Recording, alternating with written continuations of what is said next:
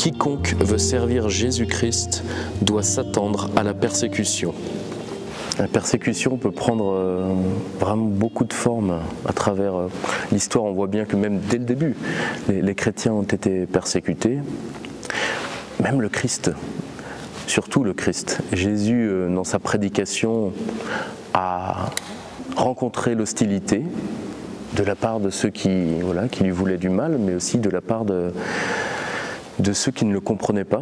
Dans le discours, dans ce qu'il a dit, certaines personnes n'ont pas pu entendre et ne voulaient pas entendre ce que Jésus disait. Certaines des actions de Jésus ont même tellement bouleversé certaines personnes qu'ils l'ont quitté. Ils ont quitté Jésus. C'est allé par la persécution, bien sûr, pour Jésus, qui a fini sur la croix. Évidemment, la croix qui est instrument de supplice, mais aussi et surtout l'instrument de notre salut. Le Christ est ressuscité. Et donc derrière la persécution, c'est l'annonce de la vie éternelle qui nous est donnée.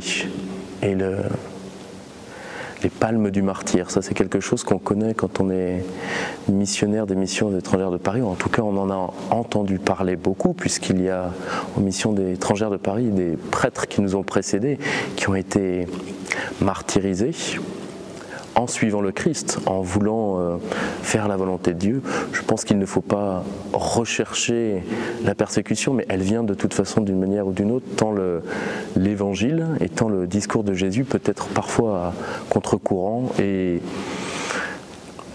trouver l'hostilité de personnes qui peuvent nous entourer.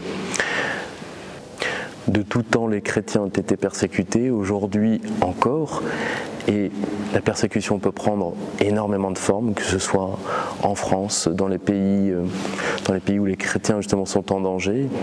Et alors en Birmanie, les chrétiens sont aussi persécutés. Et ce qui est, je trouve, frappant pour moi, c'est la manière avec laquelle ils gardent au milieu des persécutions une confiance inébranlable en Dieu.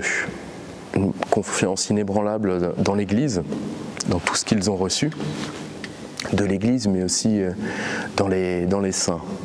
Dans les saints et les martyrs, je pense qu'ils sont un exemple, une manière de nous rappeler que tout ce mal qui nous entoure est transfiguré dans le Seigneur, est transfiguré en Dieu.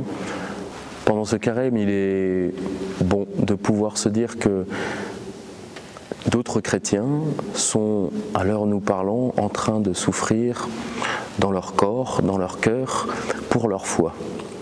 Et c'est probablement, en priant pour eux, une manière de nous rappeler que en France, nous avons une certaine, nous avons la chance de pouvoir vivre notre foi, mais il y a aussi des persécutions plus insidieuses, plus peut-être moins directes, mais qui au final font que nous pouvons devenir des chrétiens un peu tièdes, des catholiques trop tièdes.